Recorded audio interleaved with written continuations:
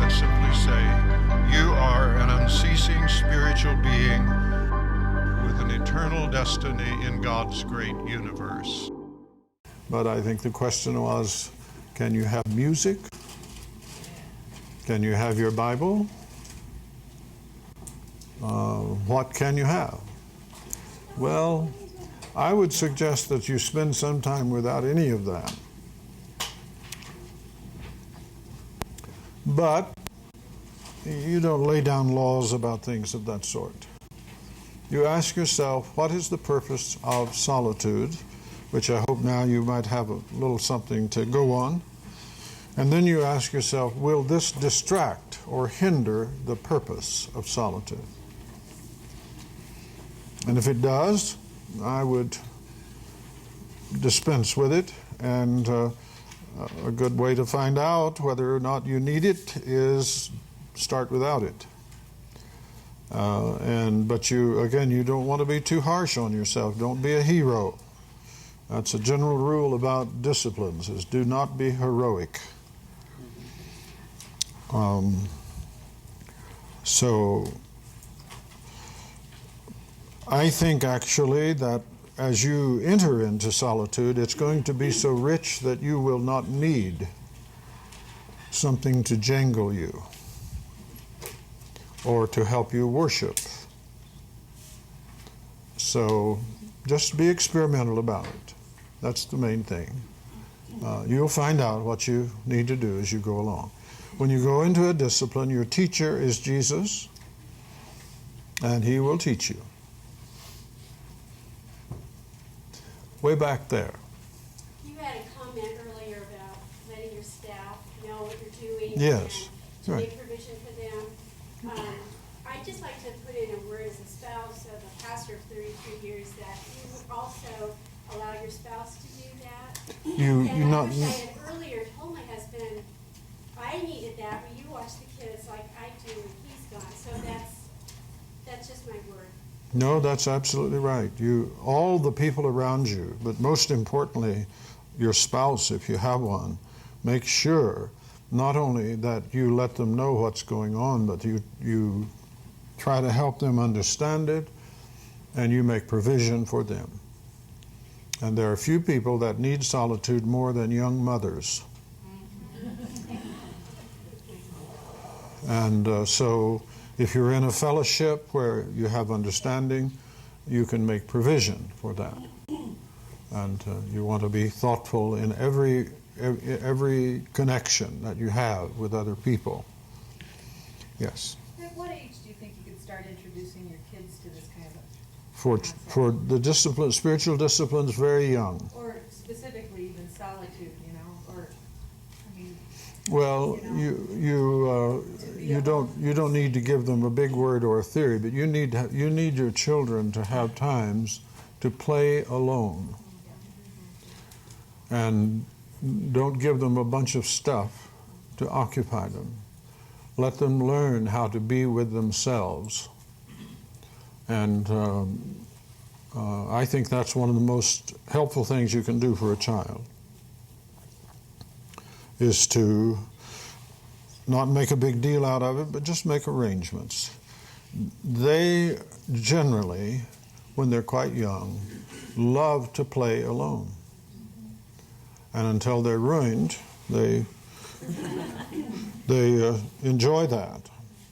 And actually, sometimes you have people who will try to get them out of that. But they need to be able to play alone, and they need to be able to play imaginatively. And there was a time not long ago when children, and in some parts of the world I hope still have that, just leave them alone. They'll find a corner of the yard, and pretty soon their imagination will have that all the way up with Jack and the Beanstalk. They will build, and and their imagination will grow, and they will know who they are. If you don't do that, they will be kids that come around and look at you reproachfully and say, I'm bored. And then you've got a real problem. You've got a real problem. And it takes a lot of wisdom to communicate to them that they're approaching things wrongly if they're bored. And then that will grow up, and then they will not like themselves, and they will have to get stuff to fix their minds.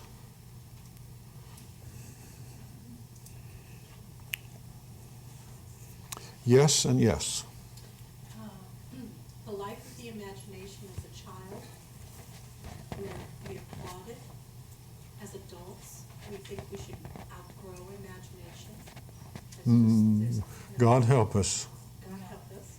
Can you speak of how the gift of the imagination is a tool for spiritual disciplines, for spiritual life? Well, because of imagination is what it is, you can't very well do much but try to get out of its way and let it roll on. Children's literature is especially helpful if it's the right sort of thing.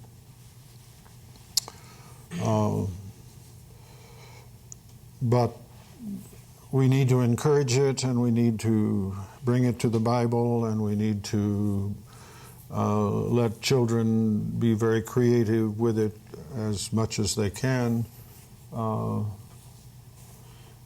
And I don't know really much more to say than that. I'm sorry? You mentioned earlier in the conversation that you use imagination in prayer. Well, I use imagination in the sense that I imagine things, I image things, yes. And particularly if you're praying for something, you need to have a pretty firm grasp of what it is. And usually the imagination is used to refer to something that is not real. And that's unfortunate, because imagination is a primary instrument that we use to come to grips with what is real.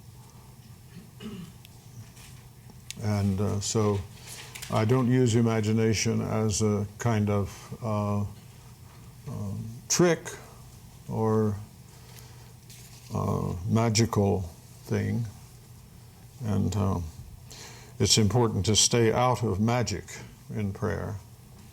But you do need to be able to very clearly image what you're praying about. Vague prayers rarely do anything, rarely accomplish anything. That's because prayer is not a way of manipulating something, it is a way of working at something. It is a way of working at something with God. And in that process, you need to be able to graphically bring before you what it is you are doing, so that you don't just vapor off into "bless them, Lord." Yes. Comment on that. It's so easy for Satan to step in and ruin prayer. When I was younger, we lost our dog, and my aunt said, "You just have to have faith and pray, and it'll come back." And so every day I'd go out and put the food out and the water out, knowing that my dog was going to come back, because I had faith that my dog was going to come back. And she never did. And just how all of a sudden God must not be good because he didn't, or I must not be good because God didn't answer my prayer. Yep, you have just written a volume on it. Yep, that's very true. God does not answer our prayers because we have faith. I'll leave you to think about that for a while. I want to say a little bit about prayer later on, but I'm really getting up against it now on time. And I do want to say something about the other disciplines, and we'll come back on and touch briefly on prayer, because prayer is a major discipline, in addition to being much else. Silence. There are two kinds of silence: quietness and not talking. there actually are different disciplines. Though obviously they're related, because if you're talking, you're not in quietness. So there is a choice to have no sound. It's a matter of degree, unless you go into a cork-lined recording studio or something of that sort. But just once in a while it might be good to make a stop off in such a place to learn what quietness is, because we lose track of it, and accordingly lose track of its effects upon our souls. Total silence is very rare and not something that one should seek for long periods of time. And what we usually call silence or being quiet is just a matter of degree. And we forget what it is. Our households and offices are filled with whirring, buzzing, murmuring, grinding, chattering, whining contraptions. So it's almost impossible to have quiet now in a house. Try it in this place, right? In the middle of the night. And there's all kinds of noises going. And now we need to try that out some, because silence allows you to hear the hidden landscape. It allows you to discover that the wind of eternity is blowing in your face. And so it's important to experiment with that.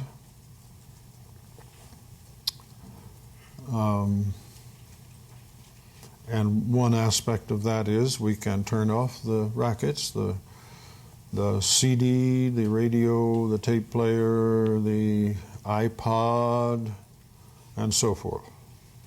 We can experience what it is like not to be at the disposal of noise. And so, again, say, well, why? Well, you'll find out when you do it. But sound goes deeply into the soul. It's even said that it is the last of the senses that you lose when you're dying. And you have a different presence to yourself when you are in silence.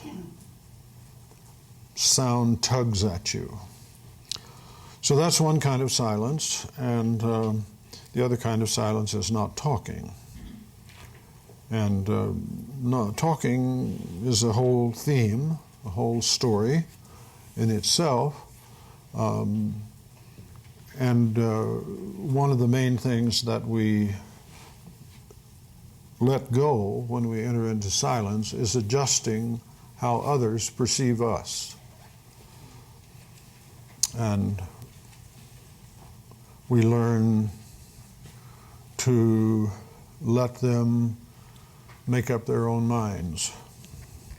We don't try to man the facades that we do when we talk. James really goes deeply into this issue in his letter. And the Proverbs are full of statements about this, the power of the tongue, for good as well as for evil, and how to stop that. Well, we first start by stopping talking, and then we find that we can talk much more to the point. And as Paul says, we can let our words be bearers of grace. But it's rare to be able to do that if we have not practiced silence, so that we speak out of silence and not just as a part of the yammering that goes on around us. James says, let every man be swift to hear, slow to speak, slow to wrath. It's an interesting connection. What has wrath got to do with speaking? Well, if you have observed very much, you will see that Wrath usually depends upon speaking. When it gets going between people, it's nearly always a result of or sustained by language. When the tongue is moving rapidly, wrath is usually found close at hand. And James also says, as the proverb does, in the multitudes of words there is sin. Sin has a particular association with the tongue. Think of how it works in exchanges around sexuality, as well as anger and wrath, pride, vanity, and so on. And learning not to speak gives us a kind of grasp upon many of these other things that depend upon speaking and how we speak. There's a major problem in trying to witness to people and evangelize. Is often too much talking and too little listening. One of the ways that you can communicate most effectively to people is listening to them. And in order to do that, you need to be able to not talk. We often encourage people to evangelize by talking.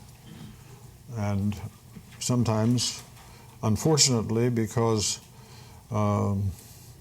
as Unamuno, the Spanish philosopher, says, we need to pay less attention to what people are trying to tell us and more to what they tell us without trying.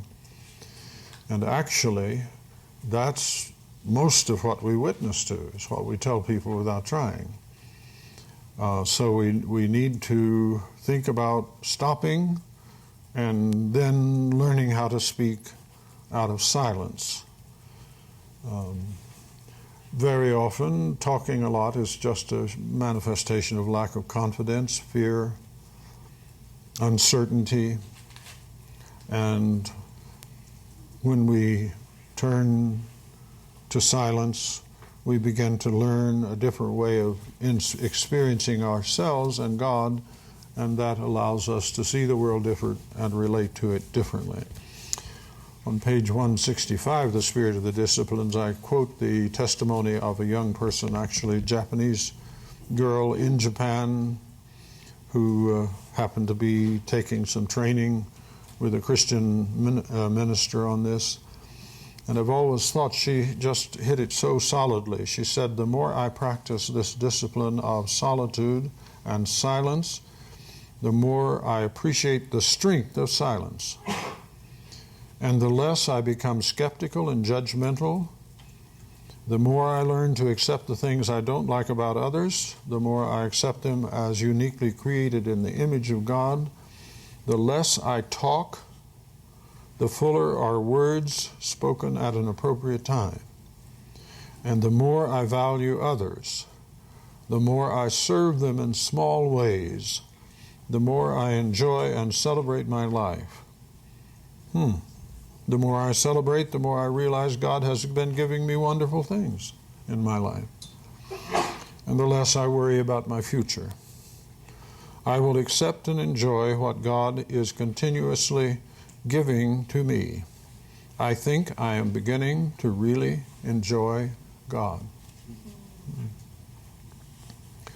Now, you can tell people about solitude and silence until you're blue in the face, but it's the experience of it that brings this to you. And it is primarily, I think, because when we are silent, we lay aside our efforts in various directions to control others. Now, of course, silence itself, nothing sacred about it. Talking, nothing evil about it. And that's, with reference to disciplines, you have to get used to that. What you're abstaining from, usually there's nothing wrong with it. But it is harming your life and the lives of those around you.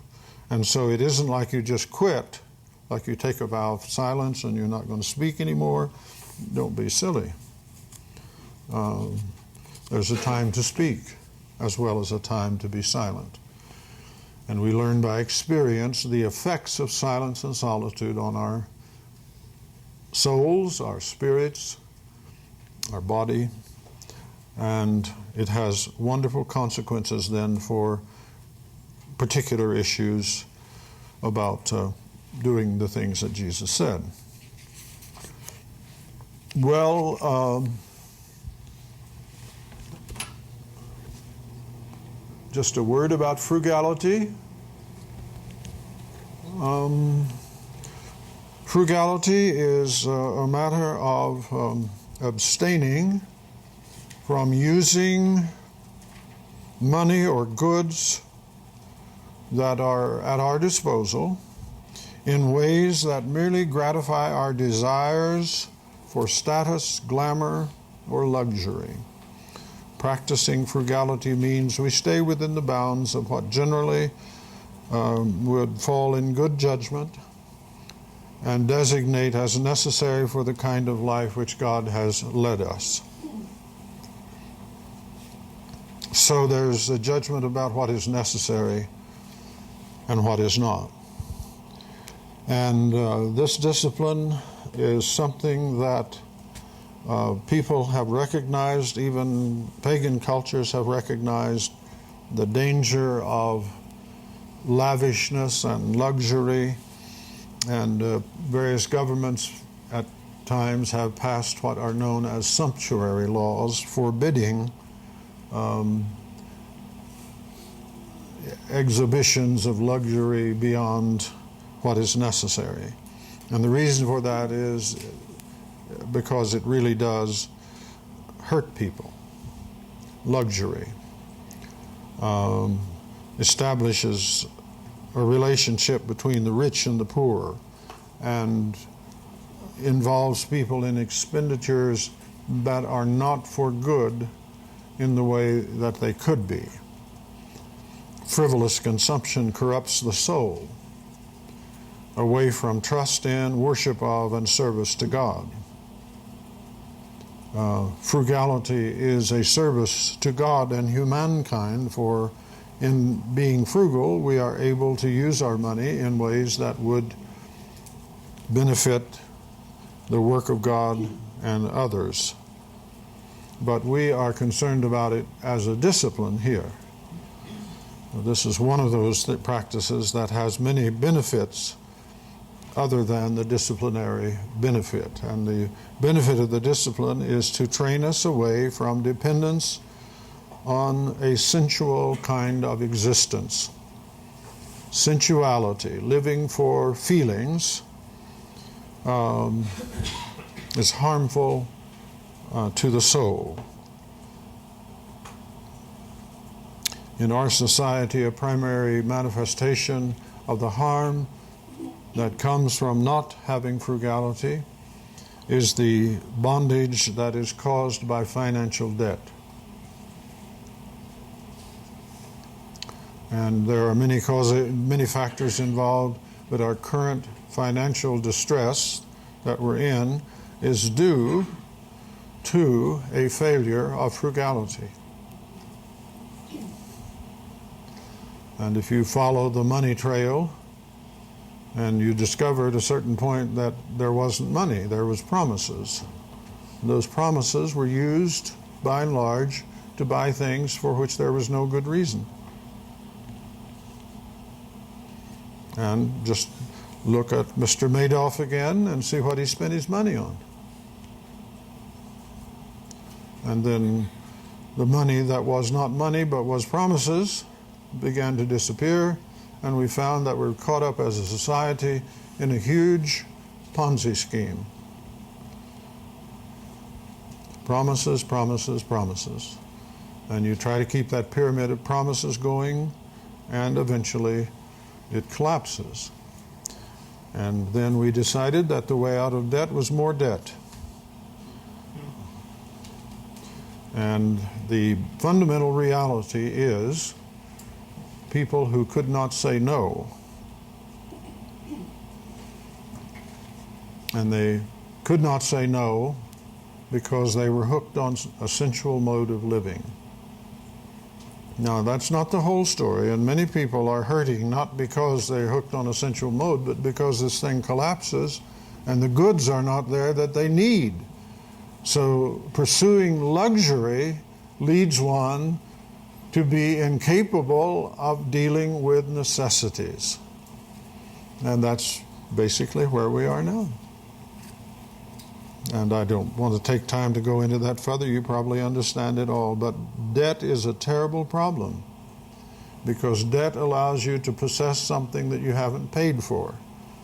And you have enough of that going, and especially if you possess things that aren't necessary, that are frivolous, then you build a society and a personality that is built on a lack of reality. That's why Paul says, let no debt remain outstanding except the continuing debt to love one another. I love this quote that I give on 169 and 70 from John Joseph Surin. He was once asked why, when so many people seem to wish to be great in God's eyes, there are so few who are truly saintly. And the chief reason, he replied, is that they give too big a place in life to indifferent things. And that is precisely what you do when you move away from frugality. And a lot of things that you need to say here. One is that frugality isn't the same as stinginess and cheapness.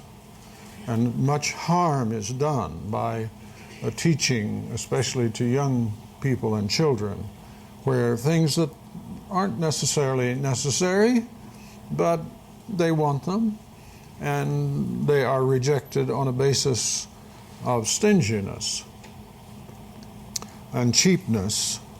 And God is not cheap. He not only owns the cattle on 1,000 hills, he owns the Cadillacs on 1,000 hills.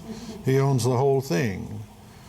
God does not need our money, but we need to be careful with it, because money is a form of our kingdom, and when we expend it in foolish ways, it will make us pay a price for that. Another thing that needs to be said, frugality is not poverty. Poverty is neither a discipline nor a virtue. Jesus was not poor. And if you think he was poor, do go back and read your New Testament and try to figure out what was going on there. He's often presented as if he slept under the bridge and ate out of a garbage can. But he was well off enough to have an embezzler as his secretary treasurer. They don't hang around where there's no money. Right? He raised funds. He supported his ministry. He gave to the poor.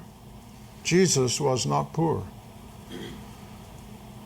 And it's no virtue to be poor and no advantage to be poor. It can have some disciplinary effects, and it can keep bad people from doing worse. So, but just don't confuse poverty with frugality. Poverty is not a discipline. And what is called poverty by most people today, and where vows of poverty are taken, is not poverty. People confuse poverty with ownership. Poverty is not a matter of ownership, it's a matter of use.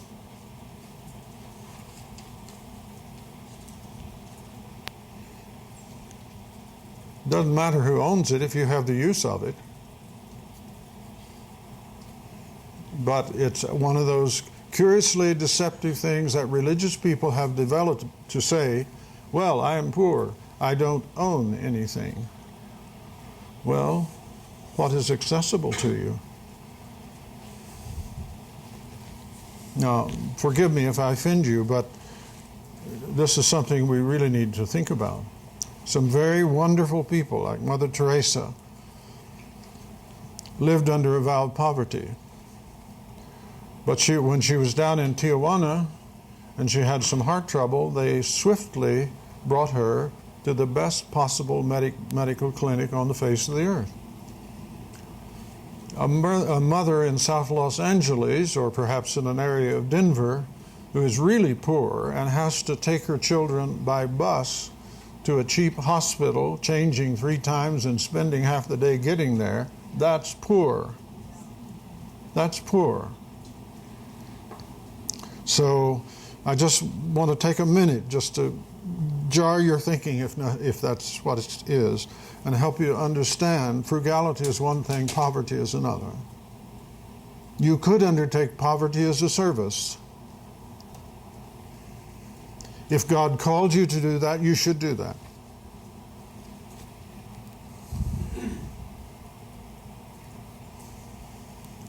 That would be a good thing. You could undertake poverty as a discipline, though when you start to work the details out, it's a little hard. And most people who experience poverty do not experience it as a discipline or a virtue, the real thing. So do think about that. Yes, sir. So when scriptures talk about foxes having their holes and birds having their nests, the Son of Man is no place is where it's at, is that a reference to a choice or a homelessness or? No, that was a reference to how Jesus was living. But now think a moment, you see, that doesn't say Jesus was poor. Rabbis routinely did that. They traveled about the country. They didn't have a steady place to live. For part of his life or part of his ministry, apparently Jesus did have that, but he didn't always. And so he's saying to the man, now, if you're going to be my disciple, you have to understand this is a particular mode of life, and you have to be ready for it. But see, we have to rethink all of these passages because we've had the image hung on us of Jesus as a person who was poor. And perhaps partly because he said, "Blessed are the poor." But look at the details of his life. He was not poor. He had people supporting him, caring for him, giving him money. He gave money. You can't give it if you don't have it. And remember, when we glorify poverty, that nearly everything that we glorify is supported by people with money.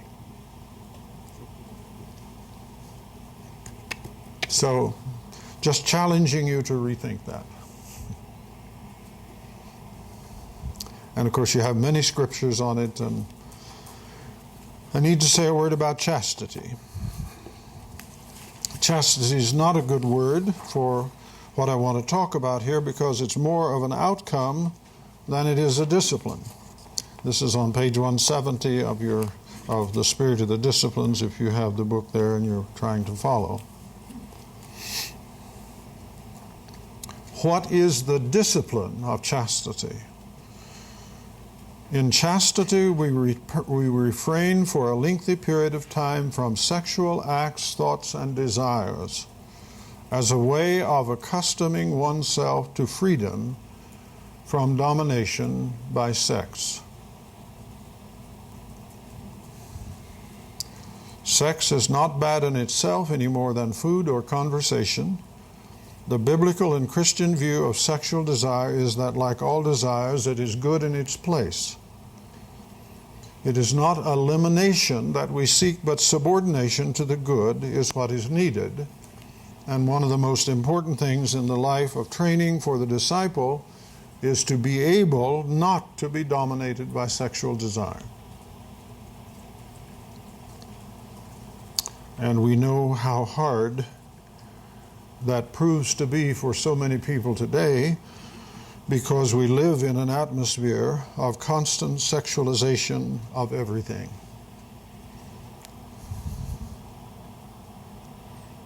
And as sex is now lived in our world, it is a major source of evil, and those in ministry and those they serve suffer from it. We are operating from broken souls with devastating results.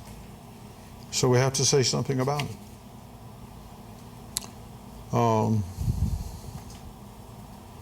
And training ourselves to simply move out of that realm in our thoughts, and if we are legitimately engaged with another person in our actions for a time, frees us up from simply being dominated by sex.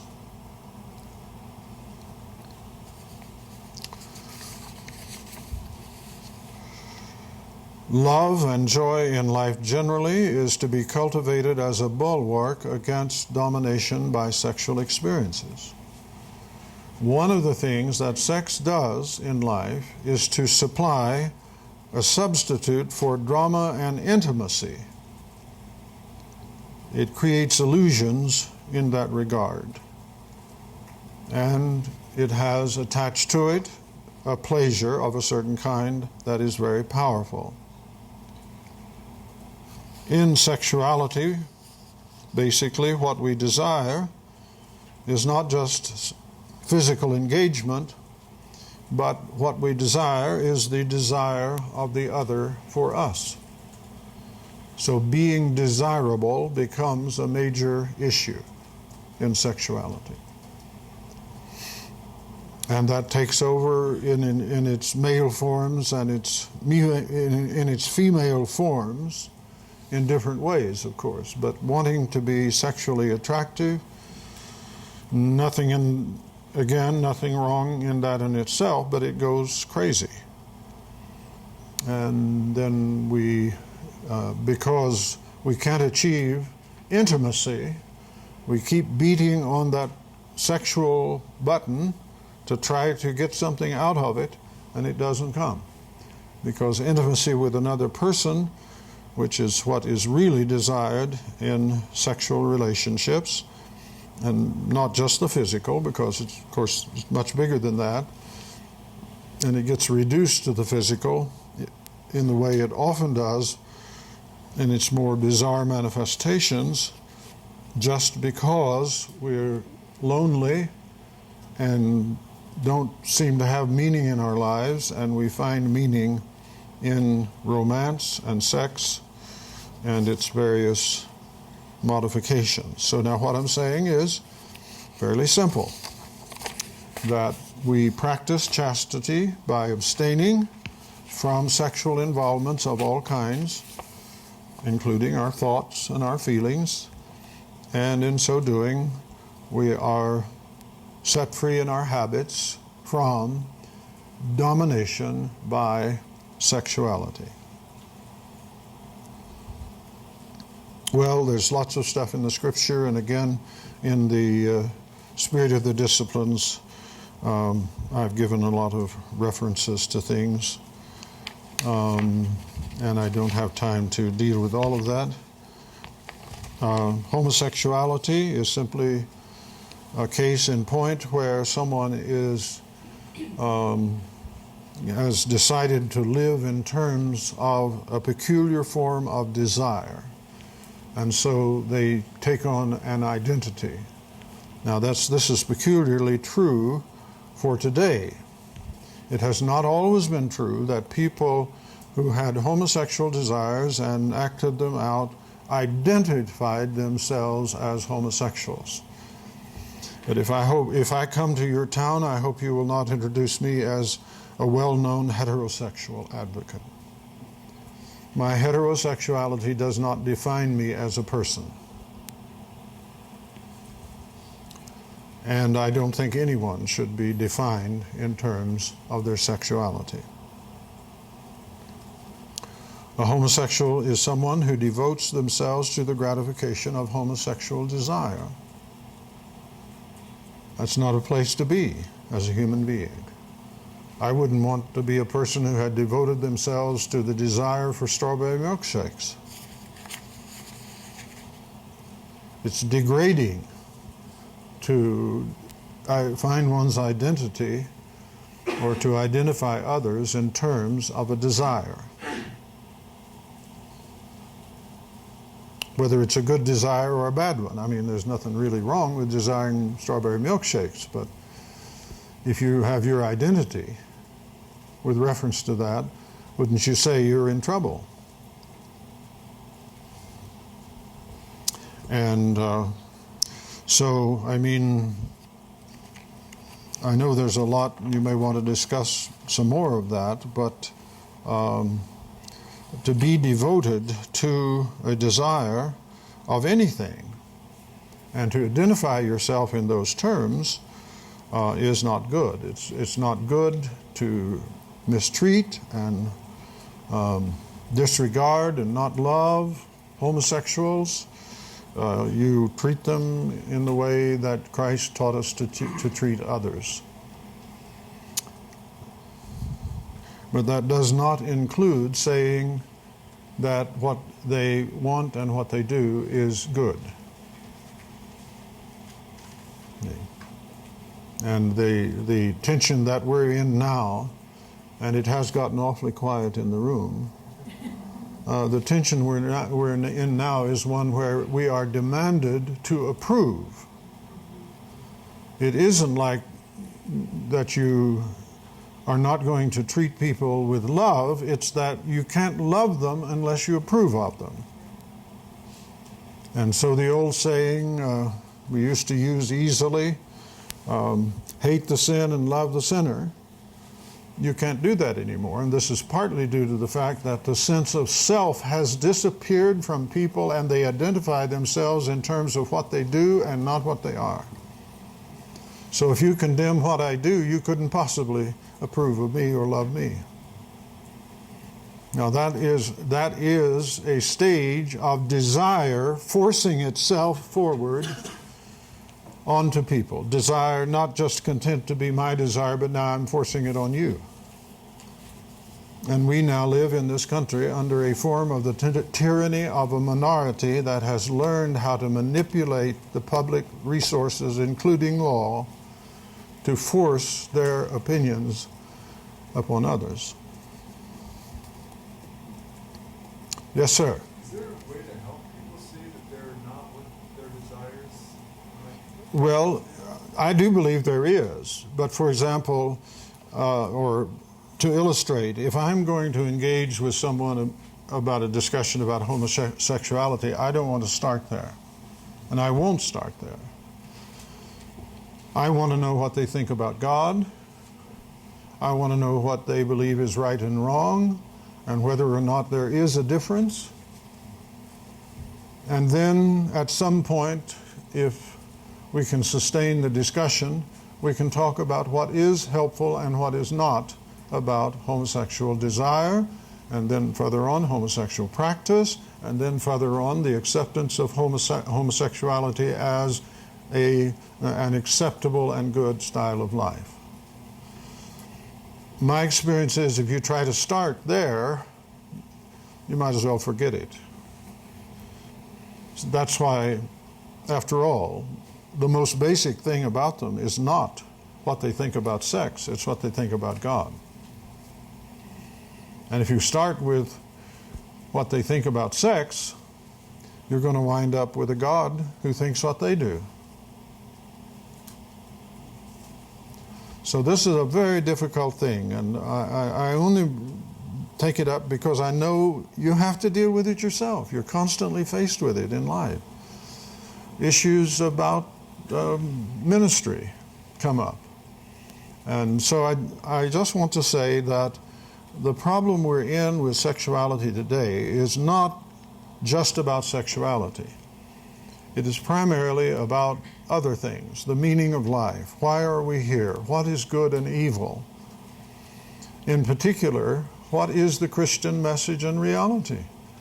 And if you don't get that right, it's no wonder that we wind up with huge denominations having to spend unlimited amounts of money and time trying to figure out what to do about a particular issue with homosexuals. We shouldn't be there. How did we get there? And that's where you need to be thinking and doing the work. Individual homosexuals you love just like you would love anyone, and that means you seek to do what is best for them. It does not mean that you seek to do what they want you to do. So now we have to go back to our earlier discussions. What is love? And love is not doing what someone wants you to do. Love is doing what is best for people. And if we have worked through those kinds of considerations, then we are able to go on to other troubling issues. The practice of chastity purifies our thoughts and allows us to step free from playing the various games around which sex and romance, the look, verbal and bodily innuendo,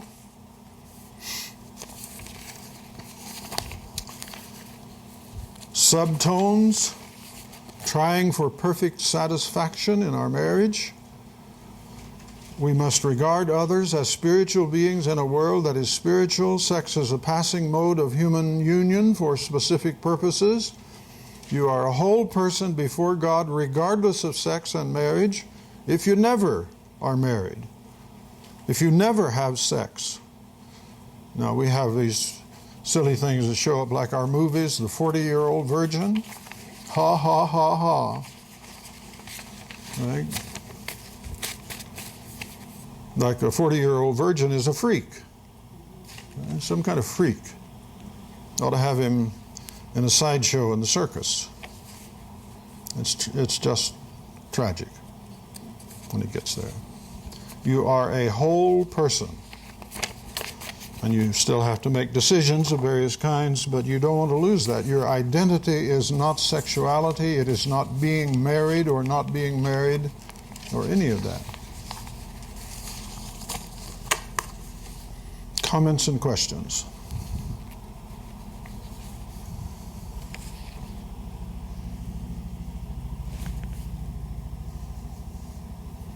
I must have gotten off the reservation. Chastity almost seems different.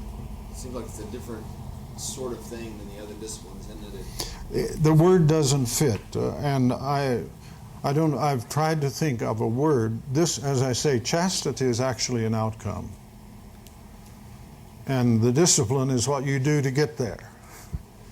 But there just isn't any word that will do it. So I try to spell it out there. And there's really not a time that we should not practice chastity. Is that correct? Okay, now this is the hard part. Yeah, yes, there are times when we should not. The way I've described it is abstaining from act, thought, involvement sexually. Now, if we are married, there are times when we should engage in sexual acts, thoughts, and feelings. Right. And so the problem is let's put it this way. There is no time when we should not be chaste, which is not the same thing as celibate. Okay. So this is where, we have plenty of good teachings on this in the New Testament, the Old Testament about it, and then also about how it goes wrong. So the chastity as a discipline is the exercise of a certain abstinence for a definite period of time. And as a discipline, we should not be always engaged in it. Now, this is a good time to dig a little deeper here, I guess.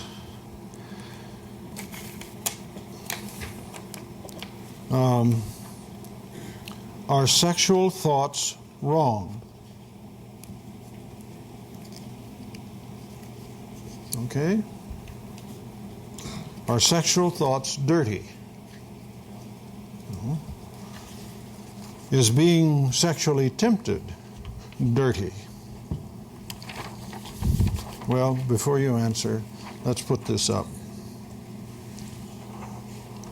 It's actually a kind of general teaching that we need to help us deal with many, many different issues. But there is constant confusion among Christians about these, and we need to distinguish them.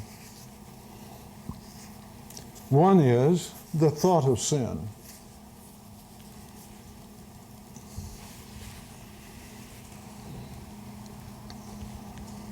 Did Jesus ever have a thought of sin?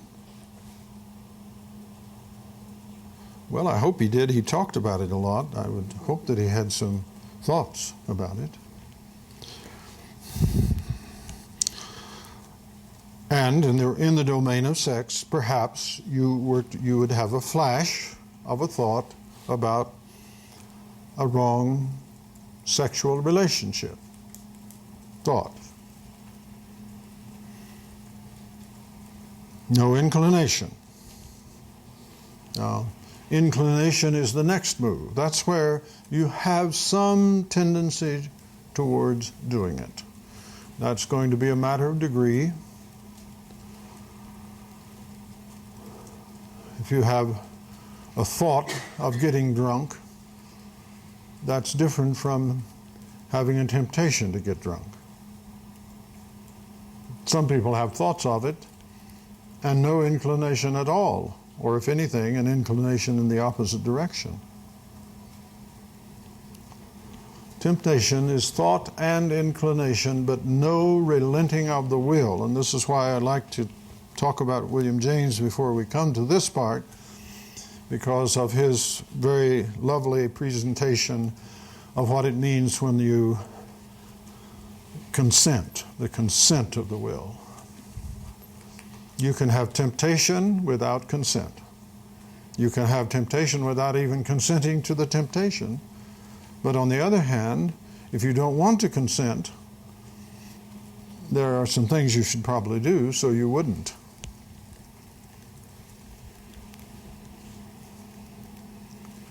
And then there is sin. There is the relenting of the will.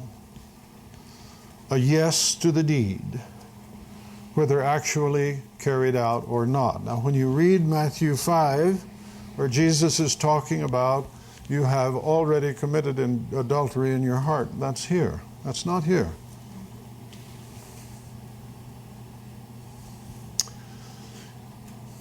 He is talking about temptation enthusiastically entered into. That's what he's talking about. He's talking about cultivating it, fostering it, and in particular about using another person for that purpose.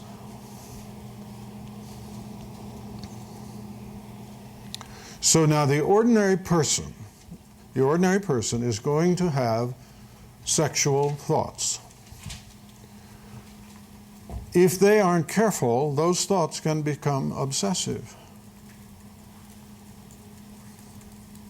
And now I hope you go back to the William James stuff and you can utilize it in thinking about this. The discipline of chastity is to turn away from such thoughts. Not necessarily because they are bad. They aren't in themselves. There's nothing wrong with sexual thoughts.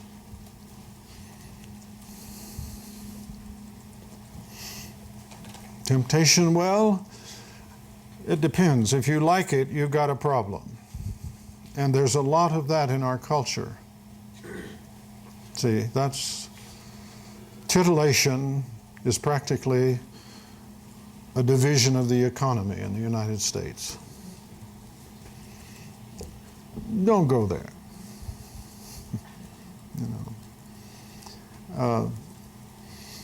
Did you sin if you went there? Maybe not. But you don't need to be that close to it. Unless you've got a problem. Then you need to deal with the problem. What might the problem be? You might be bored stiff. You might be stuck in a job that just, I can't stand it. In other words, your life might be so devoid of drama and meaning that you're ready for anything that will give you a buzz. Beyond coffee. Actually, it doesn't give me a buzz. If it did, I'd quit.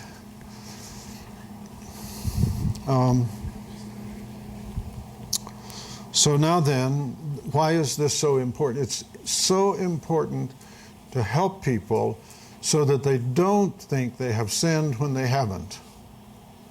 And it's important to help them to know when sin is coming around the mountain. See, that's, you know the song, she'll be coming around the mountain when she comes. Sin is always like that. And a major part of learning how to live beyond it is recognizing it when she's coming around the mountain. And you get off the conveyor belt in time. Don't get on it if you can, not get on it, but if you find yourself on the conveyor belt, get off. Don't just lie there and say, I can't not do it. No, you can. Same thing with positive things in a different direction. Yes. You were going to say something. Okay? All right. Yes, sir. Oh, sorry. Oh, I just had a question. I think you said that a sexual thought is not a sin if it's still in the number one stage. So That is- if you are married yeah. and you have a thought of having sex with whoever else, that's not a sin. That's not a when you sin. don't- Not a sin. Now, if you start to enjoy it and cultivate it, that's still not a sin, but you're getting warm. Right. And you want to recognize that. But if you start beating yourself up for having sinned at that point, the next thing you have to say is, well, I've already sinned, so we might as well go ahead and do it. I'm giving you real scripts out of a pastor's life where you have to listen to people. Yes. And they say that. And actually they use that as an excuse for going ahead and doing what they want. Thank you for helping us clarify that, okay? Yes. So going back to William James's, excessive thoughts could eventually change the inclination of the will. You bet it can. You bet it can, and that's the whole point of what we've been doing today, is to get that there. So now, that's why if you're dealing with this, you want to pay attention to this. But you want to realize that in itself, it is not sin. And realize that you can turn it in that direction. Now then, at this level, this would be the level at which you probably have more than one idea. You may be thinking about the wrong thing, but you also have some other things, other ideas in your mind. And the key is to turn to those other ideas. And you have that ability, but if you don't understand this, you may not know that. And you may just think it's all one thing and be unable to deal with it. Now, what does chastity as the practice I've described do? It helps you come to terms with this. To begin with, it helps you know it's okay if you're not even here. And you live in a culture that would tell you, well, if you're not even here, you're sick. You're sick. Yes, sir. I guess from Dr. Baker's question, what would be the healthy sexual expression of a single person then, or the time to not be under the Well, the general response to that is be leading a kind of life that is full enough of good things and strengthening things that when the thought came by, it didn't suck you up like a vacuum cleaner. I guess I'm just trying to understand the difference between the abstinence of chastity as a single person and not the abstinence of chastity as a single person. A single person can use the discipline of chastity, as I've described it here, in order to live in a state of chasteness, cleanness. They have to know that. And they have to get it straight, that there's nothing unhealthy about that. And that they will be stronger if they have times where by choice they choose not to engage in sexual thoughts, feelings, kinds of relationships that are marginal. You can choose not to do that. And if you do choose not to do it, you'll be in a much stronger position. If you don't, these are apt to develop in ways that you will regret. Yes? So just to clarify, I was thinking that you were saying sin is when you start to cultivate the thought, but you said that's not true. So sin when you actually... Sin is when you consent to it. To do it. When you would do it Okay. if it were possible. So the question is not just, I did not have sex with that woman, as someone once said. Would you, if you could have? If you would, if you could, the consent is already given. Now, I know that this is really ticklish, and there's a whole lot of stuff. I mean, you go back through the ages of the churches, you find them dealing with this. And one of the things that we lost when we threw out the Catholic side was a lot of extremely fine work on how to deal with these kinds of issues. Of course, there's a lot of failures as well. And that's par for the course. But we have to talk about it because it is such an issue for us. And many, many dimensions, not just things like pornography and adultery and so on, but the misery around sexuality, both for people who are single and sometimes devout Christians who are single. They're still miserable about this issue, and partly on the basis of mistaken interpretations of their humanity, and feeling that somehow they're less than human, less than prosperous, and all of that. So it just has a lot of dimensions. And we need to affirm our identity in distinction from our sexuality. Now, that itself is like rank heresy in many quarters. Do you mean my maleness isn't a part of my identity? Your femaleness? Actually, yes, that's right.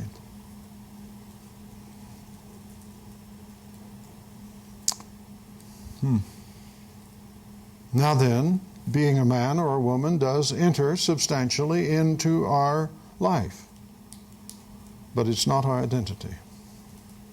Now, it used to be said that a man's way to a man's heart was through his stomach. Did you know that?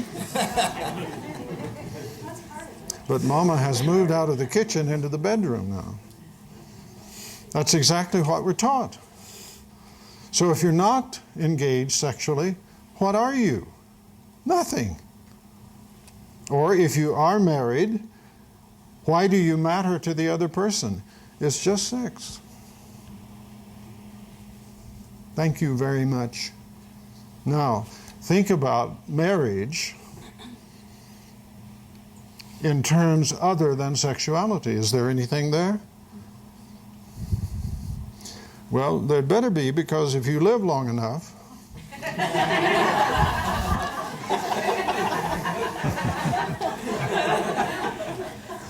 apparently there ain't going to be any in heaven, but often it stops before heaven. That's when they created the little purple pill.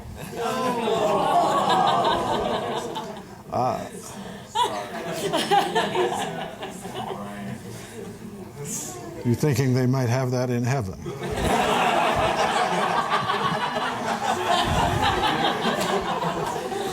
You have really contributed to our discussion. Thank you so much.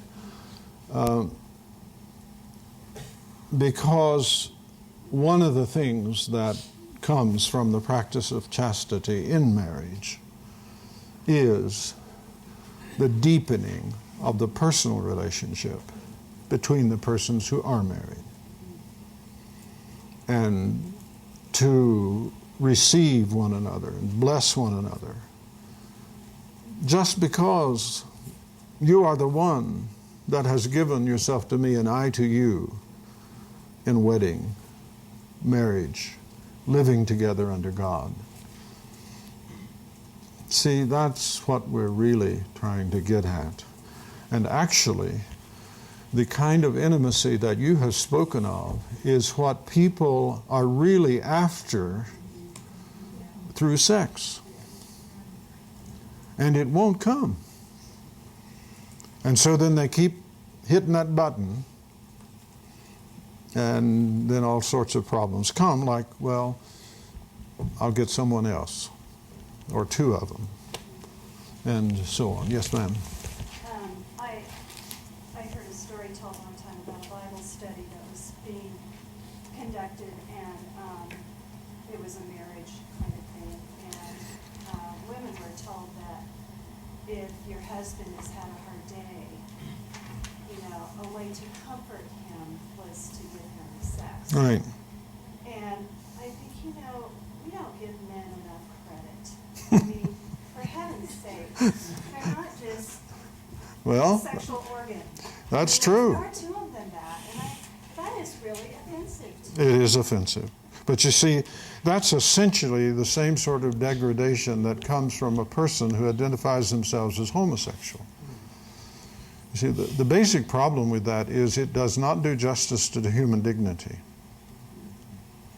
It does not do justice to human dignity. And of course, I understand that some people would disagree with that, but it's exactly in the same area.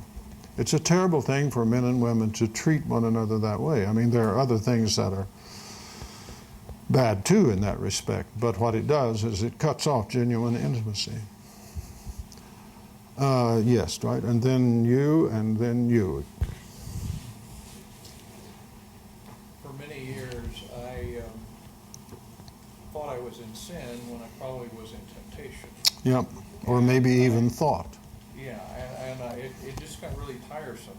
Mm-hmm. I agreed there were certain things I wouldn't do. Yes. Wouldn't look at certain magazines, Right. go to certain kinds of movies Mm-hmm. and things like that.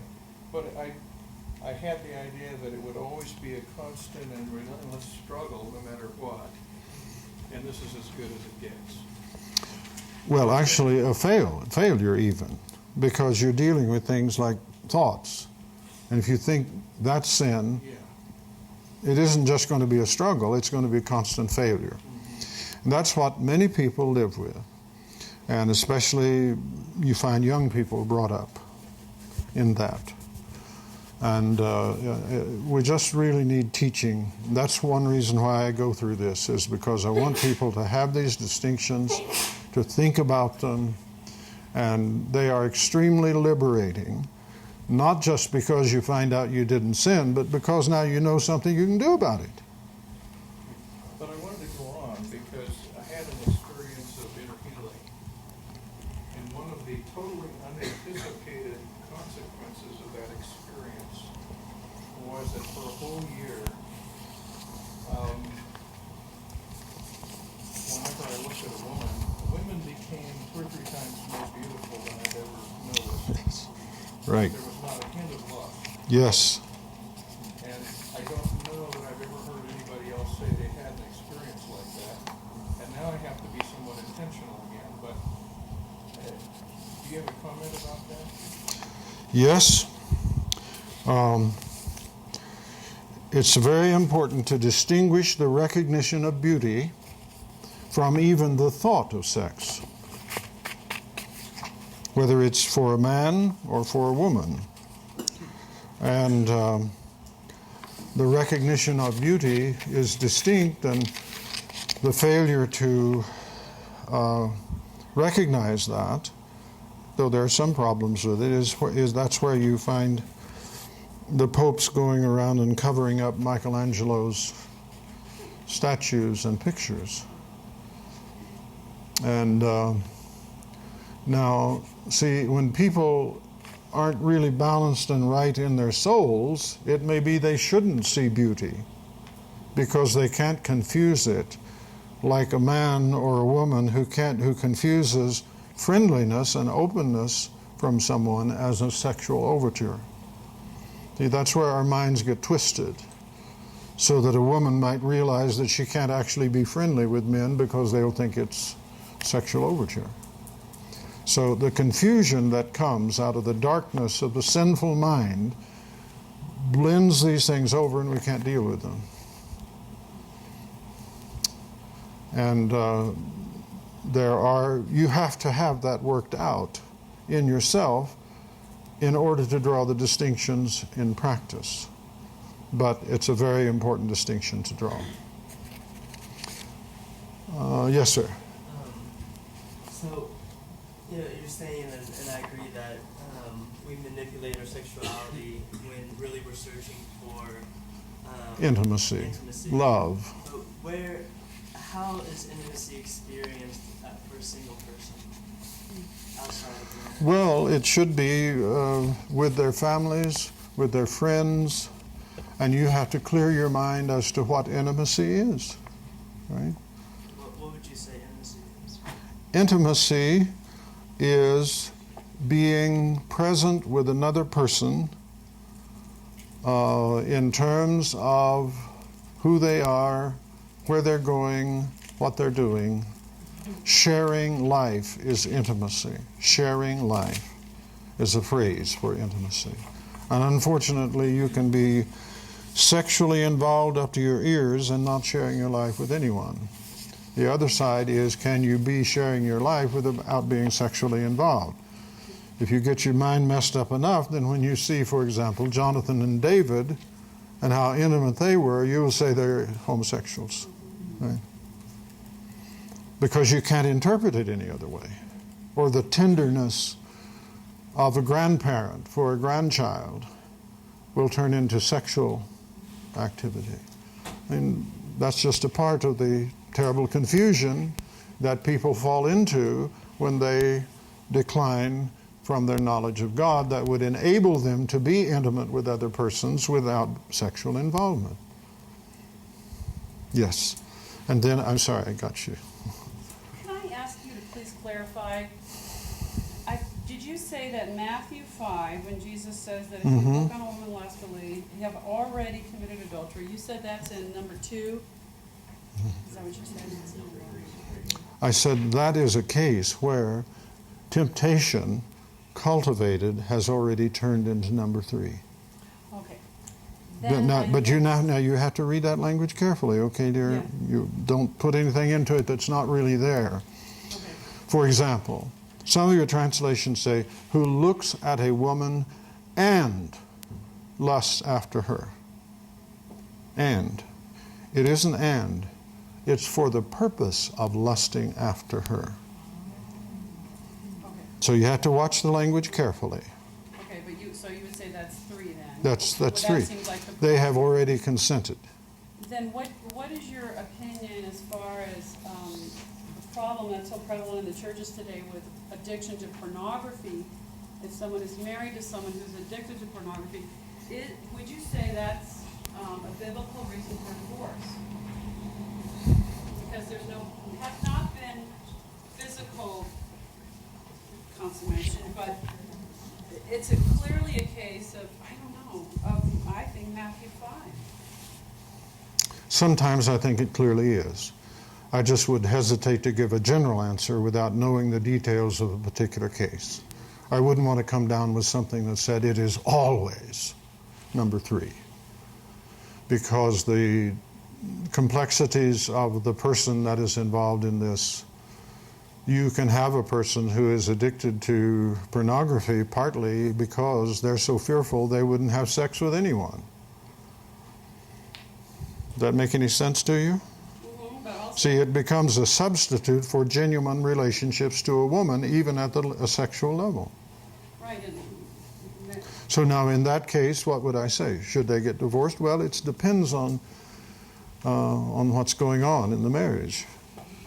Because sometimes the use of pornography for one partner can simply eliminate real sex. There, something needs to be done, maybe divorce, right? Because it's pathetic how sometimes women or men are made to suffer just because of that.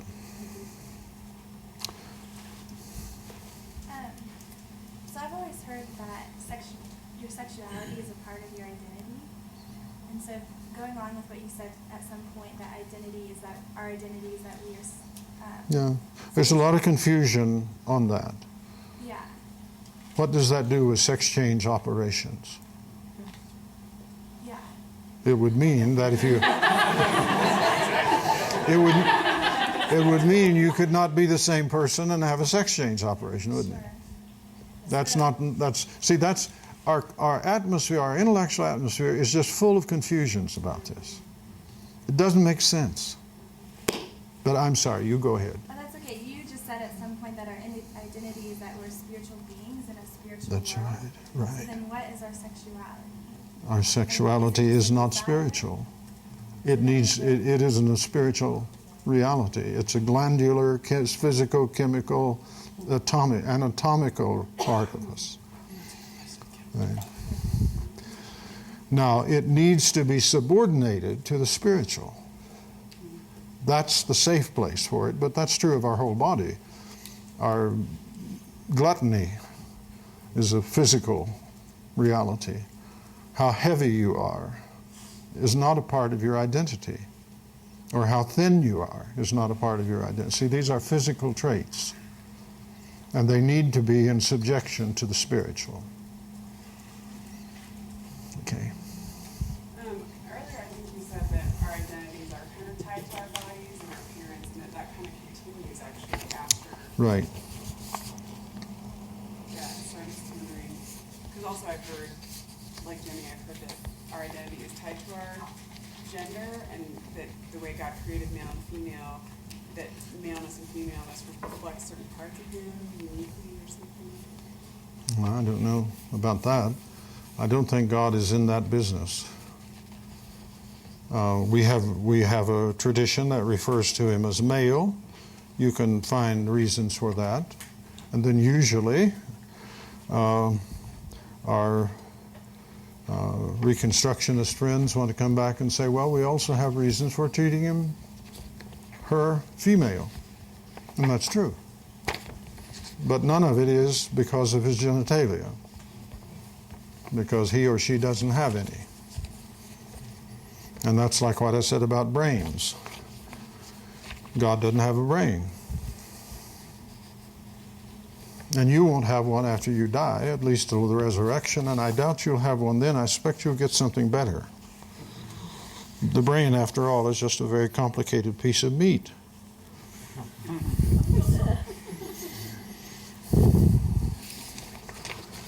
Yes, last one. Sexuality in terms of a greater scope of just passion, strong feeling in general. The Gnostic worldview that really seemed like grabbed the monastics of saying the earthly realm is bad, spiritual is good. Anything that would strike strong feelings, therefore the created world is lesser, is bad, avoid it, has resulted in not having good teaching on Very good. experiencing passion but subordinating. Very good. Very good. So now you find many people who want to jump all the way back, but that's because they lack good teaching. And sometimes it comes in the form, if you say that that is not essential, that sexuality is not a part of your identity, well, then you are downplaying the physical. Well, the object is not to downplay it or upplay it, it's to get it right. And it's not easy. But it can be done, and we have lots of guidance for that if we look for it. We have to be thoughtful. We want to believe that the scriptural teachings in principle deal with these issues. But then we get all kinds of confusions, and these are foisted on youth, and then youth get twisted and hurt by it, and it doesn't go well. I want to suggest that for helping young people, there are a couple of books, I think you can still get them, by Charlie Shedd. Letters to Philip and Letters to Karen. And they are filled with immense good biblical and pastoral sense. Thank God for Charlie Shedd. So, Letters to Karen and letters to Philip, and they're very helpful with many of these issues. I think we had better take a break or we won't be able to come back.